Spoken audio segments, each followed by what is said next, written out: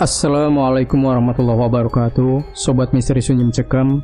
Khususnya untuk Anda pecinta cerita-cerita misteri, Anda sudah berada di channel yang tepat. Karena setiap hari kami selalu menyuguhkan cerita-cerita misteri menarik.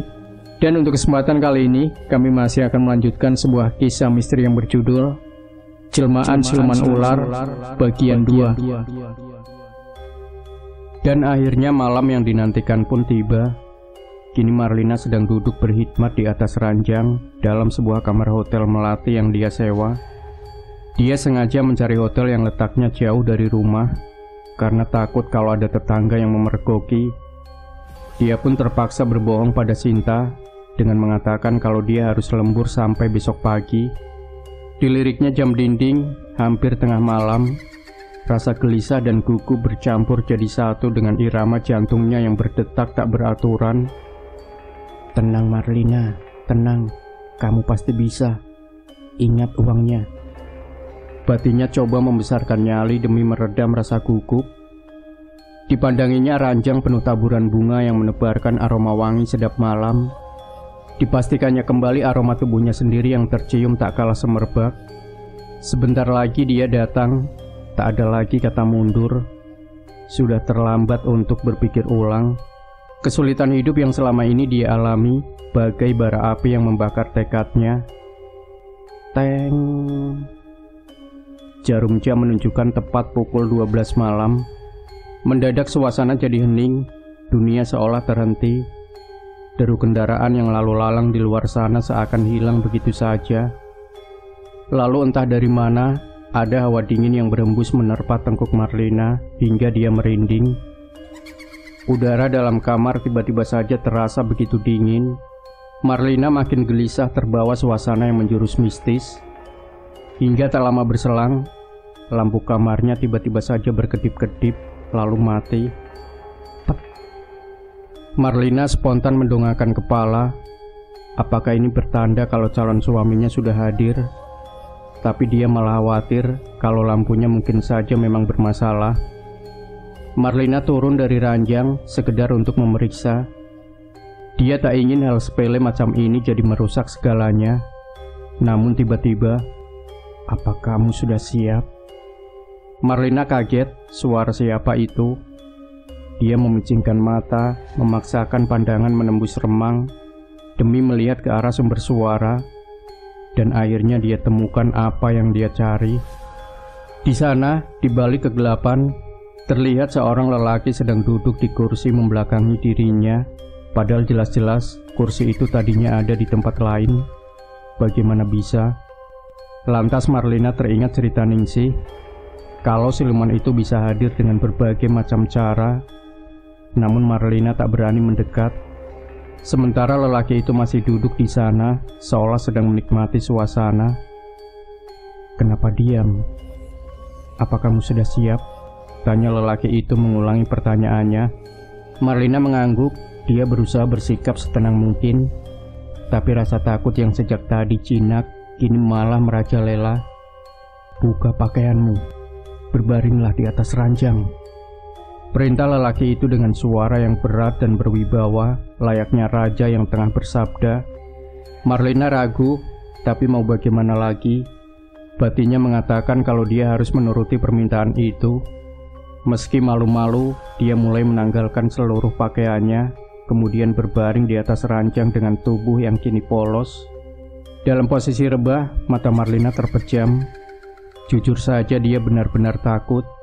Keberanian yang sejak tadi dia kumpulkan seolah lenyap begitu saja. Langsung terbayang sosok ular yang jadi momok bagi dirinya.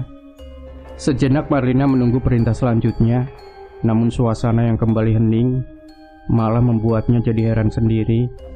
Pelan-pelan dia membuka mata, lalu melirik ke arah kursi yang telah kembali ke tempatnya semula.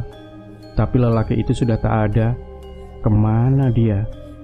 Marlina memberanikan diri bangun dari rebah, lalu duduk di atas kasur. Ditariknya selimut demi menutupi tubuh telanjangnya yang kedinginan. Matanya jelalatan menjelajah seisi ruang redup. Namun lelaki itu tak juga ditemukan. Apa dia pergi? Marlina tergerak untuk bangkit dari ranjang. Namun belum apa-apa, Dia kembali terkejut saat lelaki itu tiba-tiba sudah berdiri di sudut kamar tak jauh dari ranjangnya. Marlina diam membeku, dia terkesima. Alih-alih melihat tampang yang menakutkan, dirinya malah disuguhi pemandangan yang membuat jantungnya jadi berdebar-debar. Diterangi sedikit cahaya yang tembus dari luar, nampaklah sosok lelaki itu sebatas pinggang ke atas yang tanpa mengenakan pakaian. Wajahnya begitu tampan nyaris tanpa celah, kulitnya putih bersih, tubuhnya kekar dan atletis dengan otot mengukir layaknya dewa-dewa dari Yunani. Namun, semua kekaguman itu seketika sirna saat lelaki itu maju 2 langkah hingga seluruh badan telanjangnya jadi terlihat. Astaga! Marlina tersurut mundur sambil memalingkan wajah. Ternyata kemaluan lelaki itu berupa seekor ular bersisik kehijauan yang meliuk-liuk sambil mendesis-desiskan lidahnya. Ya Tuhan! Kenapa? Kamu takut? Kamu bisa mundur kalau kamu takut, ucap lelaki itu sambil bertolak pinggang, seolah memamerkan kejantanannya yang tak henti mendesis. Marlina menelan ludah. Semua ini sungguh jauh di luar dugaannya. Dia memang telah siap dengan segala kemungkinan, tapi kemaluan berupa ular adalah kemungkinan paling gila yang sungguh tak terbayangkan. Mengapa Ningsih tak pernah cerita? Apa jangan-jangan sahabatnya itu sengaja menyembunyikannya agar dirinya tak takut? Marlina coba menguasai diri, setengah mati berusaha menahan rasa takut bercampur jijik yang membuat bulu kuduknya jadi bergidik. Namun dia kesulitan untuk menyingkirkan semua rasa itu. Bagaimana bisa? Dia tak sanggup membayangkan seandainya binatang melata itu benar-benar masuk ke dalam organ kewanitaannya. Apa jadinya nanti? Tapi lelaki itu seperti tahu apa yang ada dalam pikiran Marlina. Dia kembali berucap dengan suara lembut yang sedikit membujuk. Kamu tidak perlu khawatir. Aku tak akan menyakitimu. Kamu adalah calon istriku. Aku akan memperlakukanmu dengan baik dan akan memberikanmu kesenangan yang belum pernah kamu rasakan.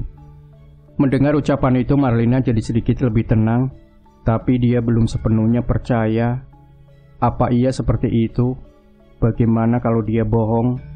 Jika manusia saja bisa ingkar, apalagi siluman. Namun lelaki itu mulai mendekat. Suara desis ular di sela pangkal pahanya terdengar makin menakutkan. Marlina cuma bisa pasrah, lalu kembali berbaring sambil memejamkan mata. Sudah kepalang tanggung, apapun yang terjadi, terjadilah. Sang siluman perlahan ikut berbaring persis di samping Marlina. Namun siapa sangka, ternyata tubuh lelaki itu begitu wangi. Aromanya sama persis seperti parfum yang sering digunakan Ningsih.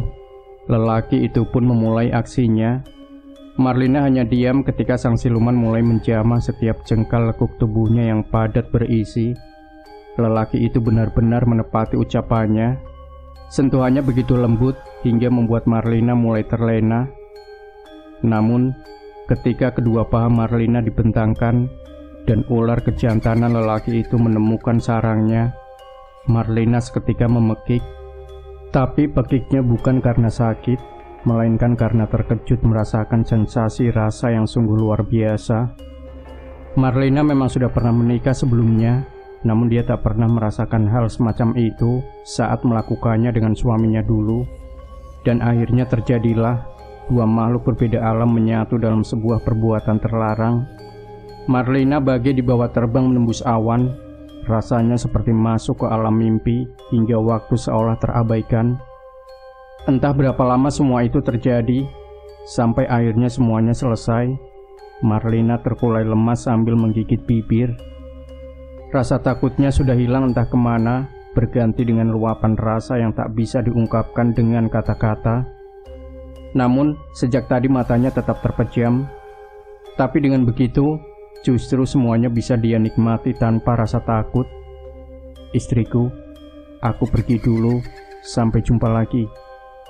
Bisik lelaki itu persis di telinga Marlina.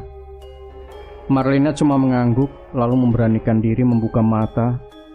Kini lelaki itu telah berdiri persis di samping ranjang, lalu tiba-tiba menghilang. Marlina bernafas lega. Malam pertamanya telah usai. Tapi mengapa dia seolah menyesali kepergian lelaki itu? Mungkin terdengar sedikit gila, namun kini terselip rasa rindu dalam lubuk hatinya.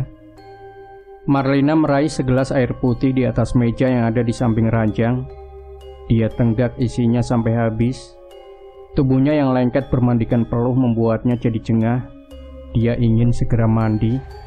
Namun ketika dia turun dari ranjang dan menjejakkan kakinya di lantai, terasa ada sesuatu yang terinjak.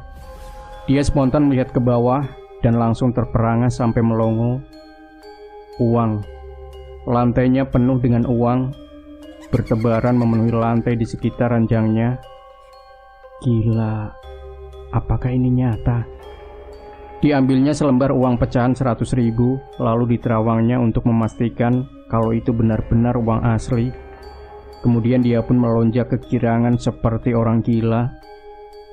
Kaya, aku sekarang jadi orang kaya. Ya Tuhan, apakah ini mimpi?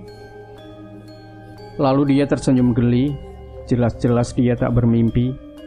Bukankah dia baru saja melacurkan diri kepada siluman? Namun dia tak peduli. Yang penting adalah hasilnya. Dan ini baru malam pertama. Bagaimana, Lin? Berhasil? Tanya Ningsih saat dia berkunjung ke rumah Marlina esok harinya. Marlina mengangguk sambil tersenyum bangga. Lalu dia membuka tas yang ada di dekatnya dan langsung diperlihatkan kepada Ningsih. Wow, berapa banyak? Ningsih membelalakan mata seraya berdecak kagum. 1 tas penuh, aku belum hitung. Mungkin ratusan juta, jawab Marlina dengan girangnya. Sinta gimana? Dia curiga nggak? Tanya Ningsih lagi. Aman, dia nggak tanya apa-apa. Lawang pulang-pulang langsung aku belikan makanan kesukaannya, terus aku kasih duit. Aku bilang itu hasil lembur tadi malam. Bisa aja kamu. Terus semalam rasanya gimana? Ningsih mengedipkan mata sambil sunggingkan senyum nakal. Gila Ning, Teguh nggak ada apa-apanya. Tapi kamu kok nggak cerita kalau kejantanannya berbentuk ular? Aku sampai kaget, jawab Marlina. Iya maaf, aku memang sengaja kasih kejutan. Habis kalau aku cerita, kamu pasti ketakutan. Malah bisa-bisa kamu nggak jadi. Marlina tersenyum mendengar jawaban itu. Ningsih benar, hal itu memang membuatnya terkejut. Tapi apapun itu, semuanya kini telah berhasil dia lalui. Sekarang tinggal langkah selanjutnya, mencari tumbal. Kamu sudah dapat calon tumbalnya, Lin? Tanya Ningsih kini dengan wajah serius. Belum, Ning. Tapi pasti segera aku cari. Kamu ada saran? Sahut Marlina setengah berbisik. Nggak ada. Kamu kan tahu sendiri, aku sudah lama nggak tinggal di sini. Jadi aku nggak tahu di mana ada wanita yang hamil tua atau bayi yang baru lahir. Marlina mengangguk. Dia juga belum tahu di mana harus mencarinya. Lalu dia teringat kalau pernah melihat ada tetangganya yang sedang hamil besar. Dia pun langsung tersenyum dengan mata memicing licik. Lin, besok aku pulang. Jaga dirimu baik-baik. Mulai sekarang kita harus sering-sering berkabar. Lain waktu aku undang kamu untuk datang ke rumahku, ujar Ningsih memohon pamit. Terima kasih ya Ning. Aku nggak tahu harus bilang apa. Kamu memang dewa penolongku, balas Marlina lalu memeluk sahabatnya itu erat-erat. Seminggu telah berlalu, kini Marlina bagi menemukan kehidupannya yang telah lama hilang. Dia pun berniat untuk keluar dari pekerjaannya. Sesuai saran Ningsih, dia akan memulai sebuah usaha sebagai penyamaran agar semuanya terlihat wajar di mata orang. Marlina berniat untuk membuka salon kecantikan atau toko kosmetik sesuai apa yang digelutinya selama ini. Tapi itu urusan nanti. Sekarang yang terpenting adalah mencari tumbal secepatnya. Hingga malam itu, tepat malam ke-10, Marlina merasakan nyeri di perutnya. Rasanya seperti ditusuk-tusuk. Sebentar datang lalu hilang lagi. Sebenarnya sudah beberapa hari dia merasakan sakit itu. Tapi kini rasa sakitnya kian tak tertahankan. Ya Tuhan, apakah ini sudah waktunya? Marlina membatin sambil mengusap-usap perutnya. Sudah hampir tengah malam, diliriknya Sinta yang sedang tertidur pulas. Mendadak rasa mulas itu kembali datang, namun kali ini rasa sakitnya sungguh tak kira-kira. Marlina pun segera berlari menuju kamar mandi. Setelah masuk dan mengunci pintunya, dia langsung berjongkok di lantai kamar mandi. Perutnya makin melilit. Lalu dia paksakan mengejan hingga akhirnya terasa ada sesuatu yang keluar dari lubang kemaluannya. Plok. Marlina menjerit tertahan dengan mata terbelalak. Ada telur berwarna abu-abu berbintik hitam yang langsung menggelinding di lantai kamar mandi. Namun belum hilang rasa kagetnya. Kembali terasa ada sesuatu yang meluncur keluar dari organ kewanitaannya. Plok, plok. Keluar secara beruntun, 2 butir telur berbentuk sama yang berlumuran darah bercampur lendir. Marlina spontan berdiri, meski darah kini meleleh di kedua pangkal pahanya yang menebarkan bau amis. Dia segera menjauh ke sudut kamar mandi sambil memandangi ketiga butir telur aneh itu. Meski sebenarnya dia sudah tahu hal ini akan terjadi, namun tetap saja dia terkejut. Sejenak dia menunggu sambil bersandar pada dinding kamar mandi. Lalu tiba-tiba 2 dari 3 butir telur itu nampak bergerak-gerak, lalu pecah. Krak! Astaga! Marlina menjerit tertahan saat melihat ada 2 ekor ular kecil bersisik kehijauan yang keluar dari dalam cangkang telur yang pecah. Marlina sampai mengangkat 1 kaki saking takutnya. Sesaat ular-ular itu menggeliat di lantai. Kemudian dengan anehnya, tiba-tiba saja hilang tanpa bekas. Kemana ular-ular itu? Batin Marlina bertanya dalam takut. Dia masih belum berani bergerak. Bisa jadi ular-ular itu sembunyi di balik ember. Matanya jelalatan memperhatikan sekitar. Namun sepertinya ular-ular itu benar-benar telah lenyap. Perlahan Marlina menurunkan kembali 1 kakinya. Kini dipandanginya sebutir telur yang tersisa. Dia telah siap kalau memang telur itu juga pecah seperti yang lain. Namun setelah menunggu beberapa saat, tak ada lagi yang terjadi. Dengan ragu-ragu Marlina mendekati telur itu. Diambilnya air dengan gayung, lalu menyiram telur itu berulang kali demi membasuh noda darah dan lendir yang melekat pada cangkangnya. Kemudian Marlina memberanikan diri memungutnya. Dibersihkannya telur itu dengan ujung dasternya hingga kering. Lalu dia tersenyum sambil menimang-nimang telur itu dalam genggamannya. Ma, Mama lagi ngapain? Terdengar suara Sinta di luar sana. Marlina seketika gelagapan sambil menggerutu. Aduh, mau apa sih anak itu? Kok tumben malam-malam begini dia bangun? Iya sebentar, Mama lagi buang air, jawab Marlina sekenanya. Cepetan Ma, Sinta kebelet pipis, udah gak tahan, sahut Sinta setengah berteriak. Marlina segera memungut bekas cangkang telur yang pecah tadi, lalu meremukkannya hingga jadi serpihan-serpihan kecil. Dia pun cepat-cepat membuangnya ke lubang WC, lalu menyiramnya dengan air sebanyak mungkin. Ma, ayo dong, Sinta udah gak tahan, teriak Sinta memaksa sambil mengetuk pintu berulang kali. Iya, ini udah selesai, sahut Marlina, lalu membuka pintunya sambil menyembunyikan telur yang masih utuh di balik dasternya. Sinta bergegas masuk tanpa menunggu Marlina keluar, hingga mereka hampir bertabrakan di depan pintu. Namun wajah Sinta berubah saat matanya melihat kaki mamanya. Mama kenapa? Itu kok berdarah? Tanya Sinta sambil menunjuk lelehan darah yang mengalir sampai betis Marlina. Marlina kaget lalu mengutuk diri sendiri. Astaga, bodohnya aku. Kenapa bisa sampai lupa? Oh, ini tadi waktu buang air, Mama mendadak dapat. Jadinya Mama gak siap pembalut. Baru aja mau Mama bersihkan, tapi kamu keburu datang, jawab Marlina coba berkilah. Idih, Mama jorok. Sinta mengejek, lalu buru-buru meminta mamanya keluar, kemudian menutup pintu kamar mandi. Marlina bergegas masuk ke dalam kamar, hatinya lega karena nampaknya Sinta percaya bualannya. dan tak memperhatikan apa yang dia sembunyikan di balik dasternya.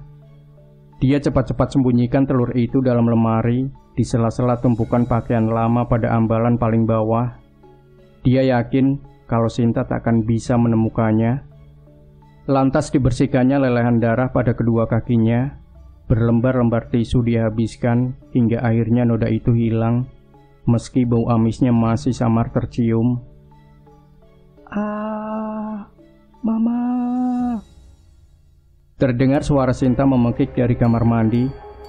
Marlina bergegas kembali ke sana dan mendapati Sinta sedang berdiri ketakutan persis di luar kamar mandi.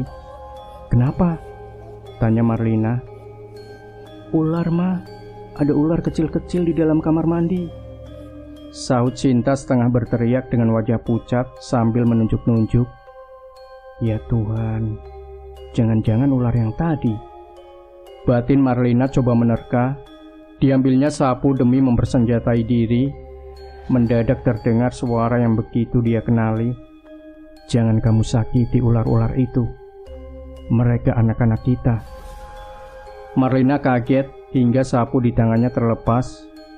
Di sudut sana, sang siluman berdiri sambil menatap tajam ke arahnya. Lelaki itu kini mengenakan pakaian yang aneh. Marlina melirik ke arah Sinta demi melihat respon gadis belia itu. Tapi nampaknya Sinta tak bisa melihat keberadaan sang siluman. Marlina mengangguk. Lalu dia coba membujuk Sinta agar putrinya itu tidak bertambah panik. Ular apa sih? Jangan ngaco deh. Kamu kan baru bangun tidur. Mungkin kamu masih ngantuk, makanya jadi ngelantur. Ujar Marlina coba beri penjelasan yang masuk akal. Sinta terdiam, sepertinya dia terpengaruh ucapan Marlina. Terlihat dari wajahnya yang jadi meragu. Marlina pun ambil kesempatan dengan kembali ucapkan kalimat yang bisa membuat putrinya tenang. Sudah, gak ada apa-apa. Lebih baik kamu tidur. Besok kan sekolah. Nanti kamu kesiangan.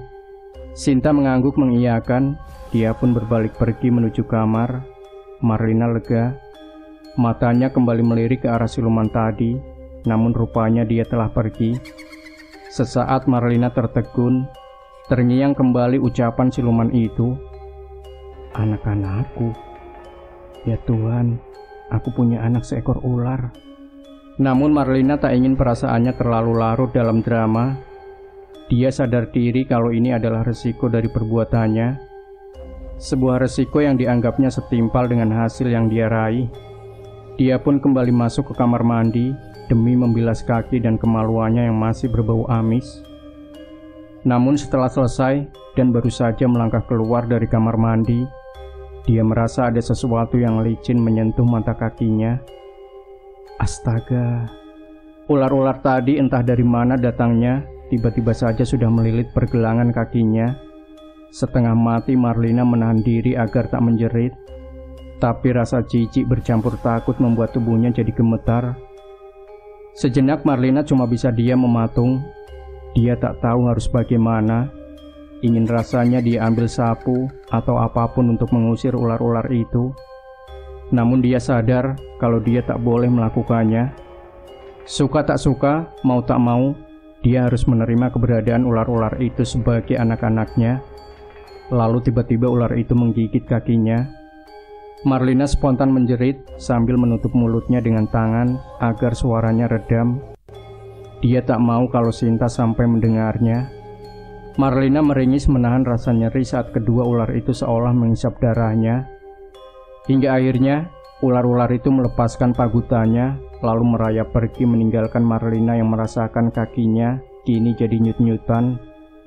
Marlina limbung hingga terduduk di lantai. Dipandanginya luka bekas gigitan ular yang merona di kedua pergelangan kakinya. Hampir 10 menit dia duduk hingga akhirnya kakinya terasa normal kembali. Dia pun bergegas pergi ke kamar meski berjalan sedikit pincang. Pagi buta Marlina terbangun dan langsung memperhatikan kedua kakinya. Dia heran, luka bekas gigitan itu telah hilang. Dia pun tak lagi merasakan sakit. Dia coba bawa kakinya untuk berjalan, tak ada masalah. Segalanya nampak baik-baik saja. Marlina bernapas lega. Jujur saja, Dia sama sekali tak tahu hal itu akan terjadi. Memang dia sudah banyak dapat petunjuk dari Ningsih, namun rupanya masih banyak hal yang tak luput untuk disampaikan, termasuk gigitan ular-ular itu. Tadinya Marlina takut kalau gigitan itu mengandung bisa, namun kini dia sadar, gigitan itu bukan untuk memberikan sesuatu, melainkan untuk mengambilnya, dan itu adalah darahnya. Apa maksud ular-ular itu menghisap darahnya? Setahunya, binatang melata itu tak punya kemampuan untuk menghisap.